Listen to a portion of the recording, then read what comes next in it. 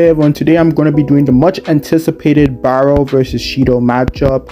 You guys voted for this one and I'm delivering. So first, we got number 13 from Ubers playing at the center forward position, Barou Shure, versus the man in TXG, the Zesty Demon, wearing number 99, Shido Ryusei. Now, we're going to be looking at this in a different way than most of my normal matchup videos, but if you guys want to check them out, they're always there for you. This is the first Barou versus video, so let's get into the rules of this. We will go into the first, second, third selection, the U20 match, and the NEL, leading to 5 categories to see who is overall better. When we are heading to the NEL, I will be doing the normal overall facts videos that I do with the strength, speed, and all those categories.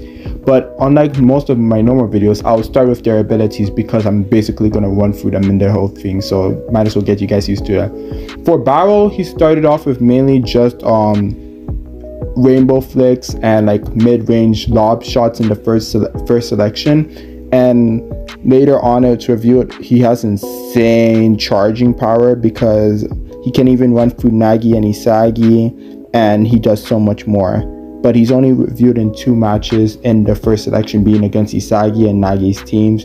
He destroys Isagi's team 5-1 without putting an effort.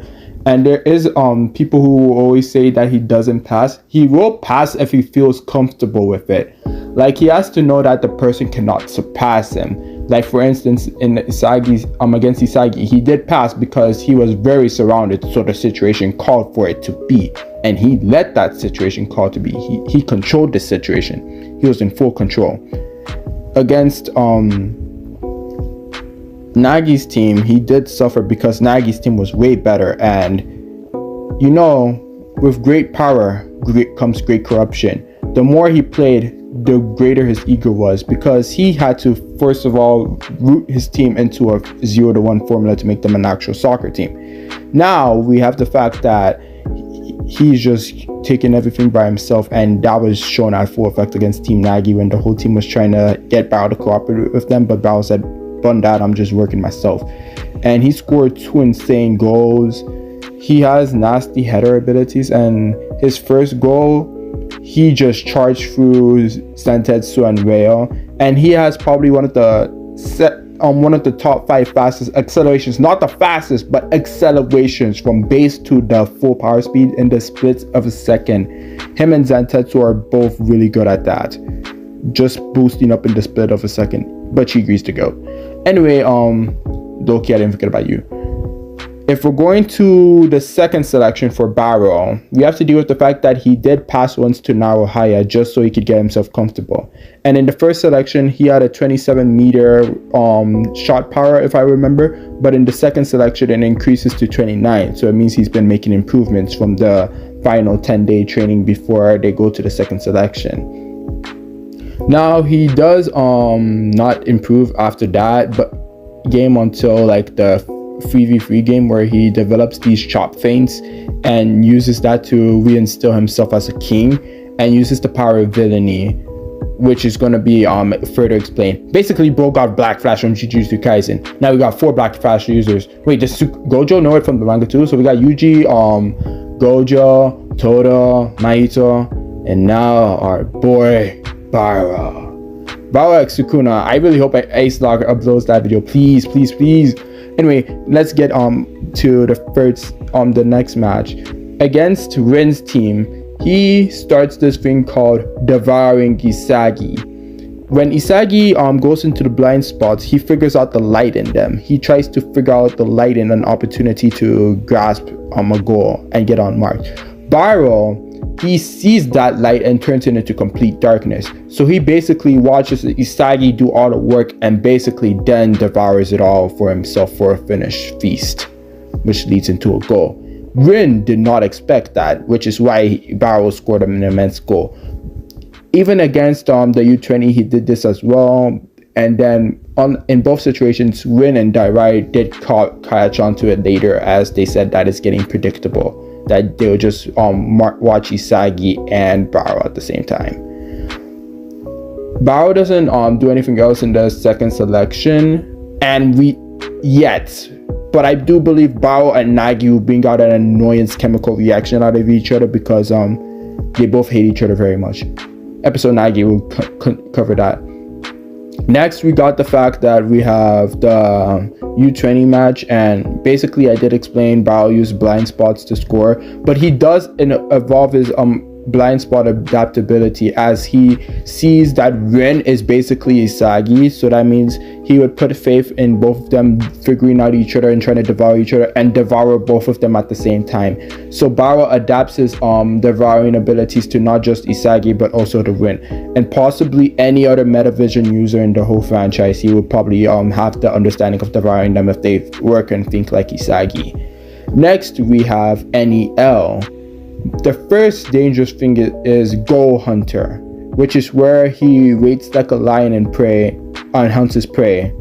Basically, he's always been a lion, but this one is just peak savanna grass shooting the goal. He makes a huge confusion through the crowd of defenders and players around, and then scores the first goal for Ubers against Bastard Munchen.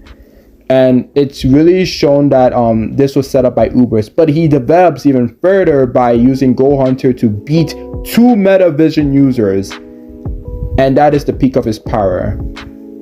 And I think he can even shoot between 30 to 31 meters. I do not know, but yeah, he's come a long way from the beginning. Now let's enter Ryusei Shido. Unlike Barou, who has to force his peasants into being his slaves by scoring goals, he forces that by beating the out of them and then making them do what he says and threatening them with actual physical threat. So Barou's a mental threat and Shido's an actual throw hands threat.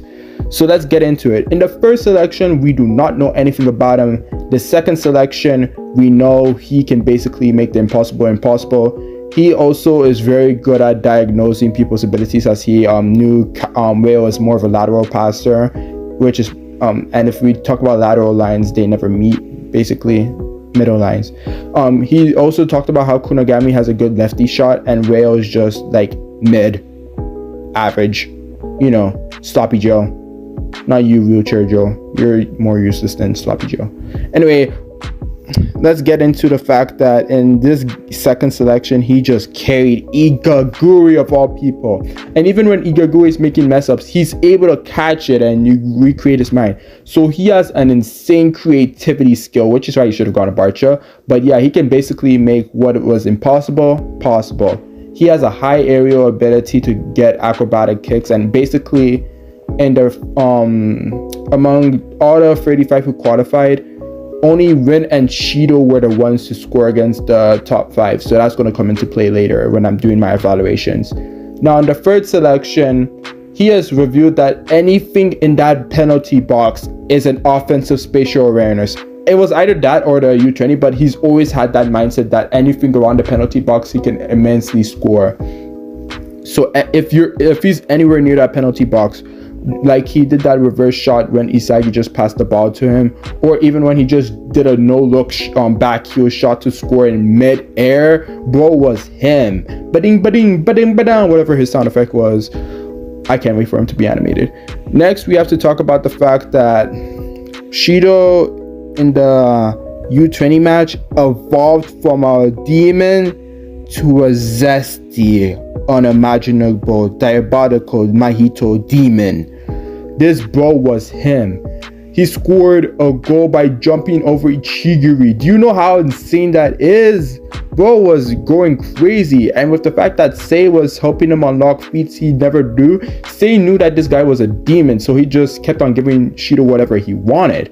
And then in the final game, which is against the final play, massive play he had, he did a shot that is at least 38 meters, bicycle kick Zlatan Ibrahimovic style, and scored a demonic bicycle reverse hat-trick goal. Not a hat-trick. He should have. He would have got Sei's number. Anyway, we're going into the NEL as he hasn't done anything really. I mean, he did something in the last match, but he hasn't done anything to the capacity of Barou. Like, he hasn't done anything that has beat what he's done before. Like, we all know he can score insane aerial ability goals and jump through people to score headers. So we all knew what he was capable of. Now we're going to start speed running this because I've somehow taken 10 minutes explaining both of these guys, which is the longest I've ever taken. So let's go. In the first selection, we're going to have to give this one to King Barou because Barou actually was shown in the first selection and we know what he could do. He scored 10 goals, and in the episode Nagi spinoff, we just know that Shido had the highest goals in the stratum because they showed each 5 stratums. I don't know what the 5th one was, but Barou was the highest scorer in his, Kiora was the highest scorer in his, Rin and Shido were both respective highest scorers in theirs. But for the fact that we do not know how many goals Shido scored and how well he did, I'm going to give this one to Barou, just because we've actually seen him at that point in the story. Now, second selection, this one has to easily go to Shido. Barou started having a downfall. Isagi and Nagi were taking his goals. And after Barou got defeated by Isagi and Nagi, he only scored 2 goals. If we haven't talked about the Nagi manga because they haven't played the 3v3 against Hiragi, Santetsu, and Nico, and the last match they play. So basically, let's get into it. We have to deal with the fact that Barou only improved in his dribbling and increased his range a bit. But Shido is a monster. He destroyed Kunigami, sent him to hell, but the most important fact is he scored against the World 5, something Barou couldn't do. And after the second selection was done, he was assessed as the top 2 among the top 6, second place. So yeah, Shido takes this one, so it's 1-1 in an overall standpoint. Next is the third selection, and Barou only did get to play 1 match, and he didn't even play with Shido. He played against Karasu's team. Did he play with Nagi's team? Or no, he played with Karasu. Yeah, he played with Karasu and Altea and faced a very weak Nagi and Yukimiya team. So it's like he wasn't being really pushed. Meanwhile, Shido had all these insane matchups and was doing his thing. And Barou only scored 1 goal with Karasu and Altea. So like Karasu and Altea were kind of owning him. So yeah, Barou loses this one as well. Now we get into the U20, and there is no way in hell you're telling me that Shido loses to Barou in this circumstance, because Shido, he was the best player on that field. If Osagi didn't win that game for Bluelock, Shido should have been number 1. The fact that Ego had the right man to rank Rin over Shido, bro was just mad Shido went to the opposition at this point. Like, come on, Shido was the best player on that field. First player to go into the flow state. Man did a Zlatan Ibrahimovic in Bluelock. Bro had Chigiri running for his legs. Bro had Chigiri sent to the bench and everything. Bro was having an eclipse orgasm. I was surprised the whole field wasn't red. I was surprised people weren't tripping from that. Anyway, but yeah, Barou loses this one badly. And now we get into the NEL. So we have to compare their stats against each other. Now, when it comes to strength, I did a video on this literally yesterday, talking about how Barou is number 3 in tops of under 20 Bluelock people, and then Shido comes 7th.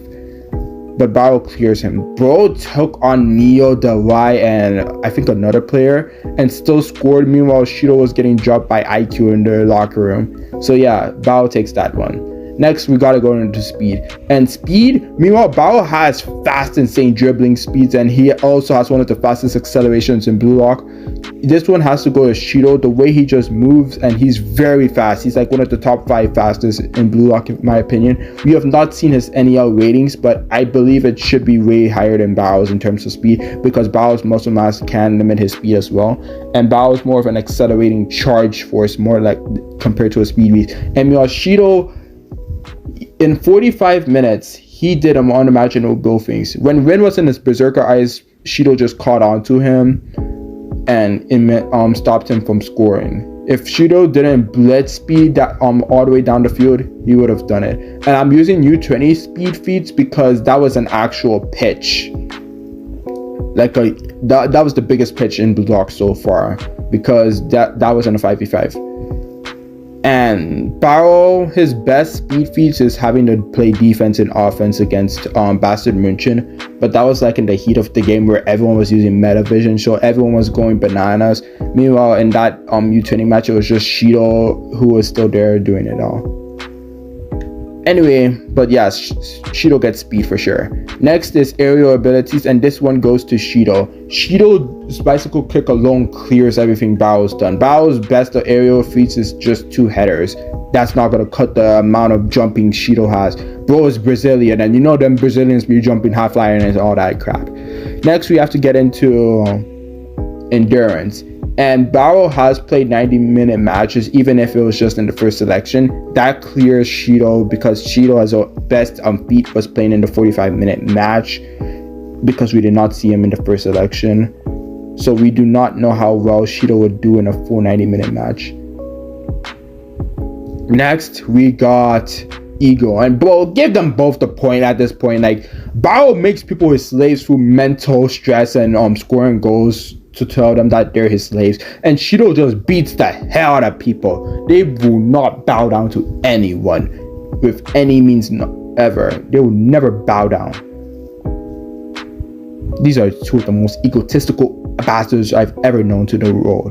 Next, we got Field IQ, and believe it or not, Shido's actually gonna take this one. Shido has been able to get to places that like Ren, and he doesn't wait for bait compared to Barou, because Barou, the way he's evolving is through devouring people, which means he waits for them to use their brains. Barou does not have a clue what's going on. He just hopes that Isagi and his Ren are doing it. He's basically having faith in other people. Meanwhile, Shido's figuring it all out on himself. And when it comes to offensive spatial awareness, Shido has probably the most dangerous one in Bluelock in terms of figuring out how to go crazy with the offense. So Shido's going to take this point, but he does not take the next point, which is composure, because Shido's composure is very weak, as the bro will get riled up. Bro lost a match with Igaguri and a random nobody because he got a red card in the match, and Shido was beating everyone's heads, making a walnut crack opener with his damn feet. I mean, look, get them these toes off my screen, please. Thank you very much. And then Barou, his worst composure feat is trying to choke the hell out of Nagi because he was pissing him off. But it was like the worst he could have got was a pen. But yeah, Shido does this on a regular basis. It took Nagi to get Barou pissed off. So yeah. The next thing we're going to be talking about is 1v1s. How do they do? And this is very tough because Barou can overpower him and score, but he can't defend Shido because Shido's an aerial based. He will definitely destroy him, and I could not see Barou stopping him. So they both can score on each other, and they both can't really defend each other because Barou's a charge beast and Shido's an aerial beast, and he will use that offensive spatial awareness to score on Barou easily, and Barou's not really a great defender. So I was going to give this one to Shido because I felt like if Shido just tackled Barou and he's charging full on ahead, Shido could just figure out a way to just stop him in his tracks with just timing precise tacklings. But there's one problem. Barou can see through everything, and his Goal Hunter ability is perfect in this matchup, as he will, unlike Shido who will spam shots, and if Barou can get lucky he can deflect a few, Barou will make his shots perfect. With Goal Hunter, he will only take shots he knows will go in. So the fact that Shido might miss some shots compared to Barou, who will probably take his time with Goal Hunter to score all of them, Barou will win. And even though we've seen Shido's flow state look like a damn Goal Hunter, I do not think Shido has Goal Hunter and needs Goal Hunter with the way he's performing. But he might get in the next match against Bastard Munchin with the way Loki's saying that you need to be more precise with your shots. So that might be NC9 Goal Hunter for him. Anyway, Barou takes 1v1s, and he actually somehow surprisingly takes team play. If this was any stage before, this would have been bad, but he's actually taken Ubers to his own team. Like, he passes the ball with them, he enhances everyone, he basically makes Lorenzo a beast, because when Lorenzo passes it to him, he scores. With Snuffy as the coach, it's insane. And Barou took direct leadership when it was 2-2 to score the second goal, and also to be on the defensive end. He was being a team leader, and in the Manchester City match, you could see him and Nico using a chemical reaction to just destroy the whole pitch and get Barou to try to score, but Sendo took it. So yeah, Barou is getting better at working with his teammates and is actually showing true leadership, as he was really being a true leader against Bastard Munchin in the final minutes. Compared to Shido, he can work with people, he just can't make them better. He doesn't have that leadership Barou has, and surprisingly this is actually his downfall. The fact that he used his best leadership is saying, Igagure, I will smash your damn head in. That's his best leadership feat, because in the U20 match, Sei was the leader. Come on, you can't even lie. Shido was just following Sei's orders and making sure he scored. Without a great leader, Shido cannot help his teammates the way he can. And without a great defense in midfield, he cannot. And I do not see Shido playing defense unless it was getting his cells sparking. And another thing is that if Shido's cells aren't sparking because of a boring match, he will not really care. Unlike Barou, who will always give it his all. Shido's world of living is a biological necessity to grow his cells and make him explode in the room or whatever that is. And Barou is just to prove his existence of being king by always winning. So Barou always takes things seriously compared to Shido, who will not at all times. So I feel like Barou's leadership is just way more stronger than Shido, because Shido's is based off of fear and how good he is, and Barou's is based off of mental impact, and he will prove himself before calling people his peasants.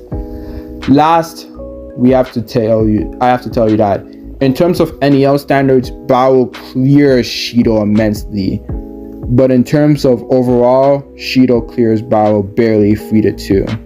So let me know what you guys thought of this video. This was way longer than I expected. I hope you guys really liked this. Chris Prince versus Lavino is next, but I'm gonna put a poll for what you guys want after Chris Prince versus Lavino. Let me know. Y'all have a good day. Bluelock spoilers are probably coming out in a few hours, so look out for that video too. Peace.